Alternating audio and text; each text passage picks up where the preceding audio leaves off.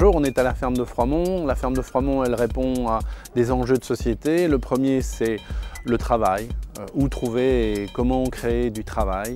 Le deuxième, c'est le logement. Il y a un manque de logement dans le Brabant wallon.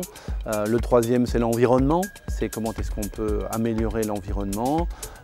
Et le quatrième, c'est au fond dans la dynamique de réflexion, comment est-ce qu'on reprend possession du champ public, des initiatives, qu'elles soient petites ou grandes. Il y a des potagers, à peu près 3 hectares bruts, on en cultive un bon hectare et demi, qui permet de former nos futurs maraîchers qui nous nourriront demain. Un projet qui est la constitution d'une ceinture alimentaire pour les communes de Rixensart et envoisinantes. Ça veut dire c'est ramener, rapprocher les lieux où on cultive les légumes qu'on mange de là où on les mange.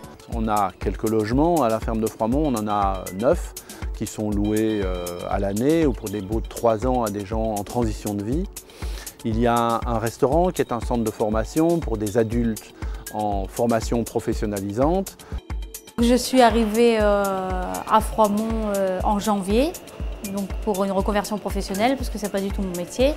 J'ai décidé d'apprendre la cuisine et ici j'ai vraiment appris énormément car les formateurs nous encadrent vraiment très bien. Il y a plein de choses que je ne maîtrisais pas comme la découpe des légumes, la préparation des sauces, la cuisson des viandes, des poissons.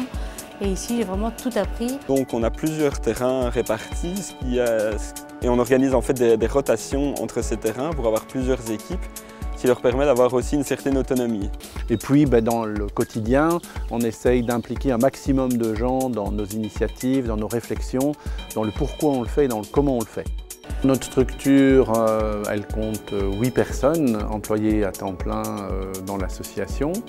Il y a généralement une 15 à 18 stagiaires présents en permanence. Alors les débouchés par la suite seront, soit ils deviennent ouvriers agricoles pour d'autres maraîchers, ou alors ils se lancent dans le secteur de l'indépendance. Là-dessus aussi, nous, on leur permet en fait d'avoir des terrains disponibles, donc des sortes de couveuses, qui sont d'un demi-hectare en fonction des demandes, ce qui leur permet en fait de s'entraîner encore pendant 2-3 ans avec des partenariats avec la ferme de Froidmont et par la suite d'autres collaborateurs.